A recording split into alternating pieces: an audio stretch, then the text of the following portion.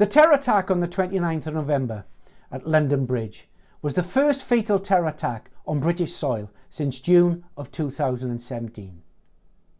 Earlier in the month, the security services had judged that the danger of a terror attack had reduced and had dropped the terror threat level.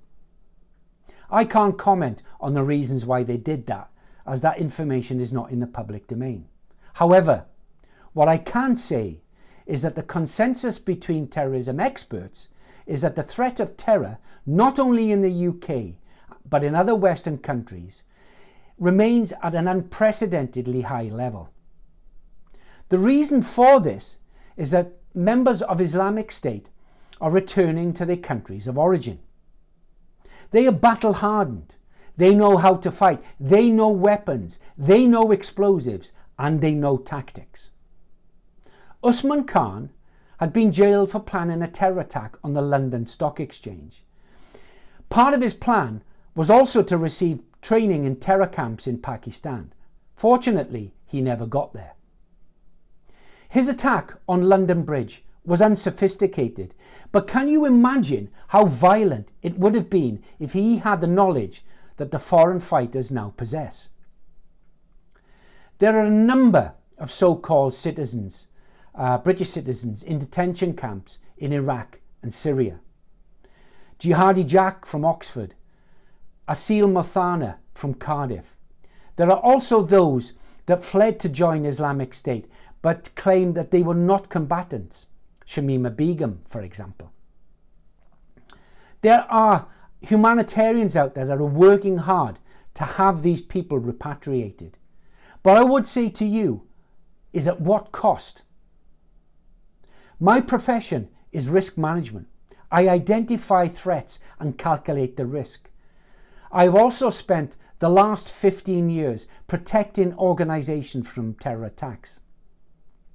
What I would say to you is that if we allow these people, the foreign fighters, the followers of Islamic State, back onto our streets, then the risk of more attacks like London Bridge will increase.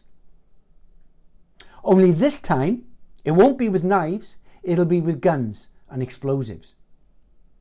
But let them come back, let them face justice, I hear you saying. Okay, so they come back, they face British justice, and if appropriate, we lock them up. They then go to a prison and play havoc with a prison system that can barely cope as it is. Remember that these followers of Islamic State are infected with a disease. They have a mental illness. The toxic form of Islam that they follow propagates murder, the owning of slaves, and brutal violence. It's spread through radicalization. It's highly contagious. And you know what? There is no known cure for it. But it's inhumane to leave these people in camps, I hear others say.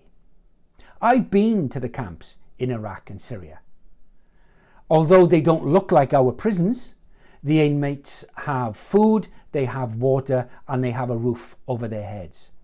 And, unlike the Yazidis and the Christians and those that stood against them, they are not living in daily fear of being brutalized. So, the next time you see these people on your TV screens and listen to the sob stories of the poor Islamic State followers who are desperate to return, I want you to remember that in doing so would mean a higher risk of attacks like we saw on London Bridge.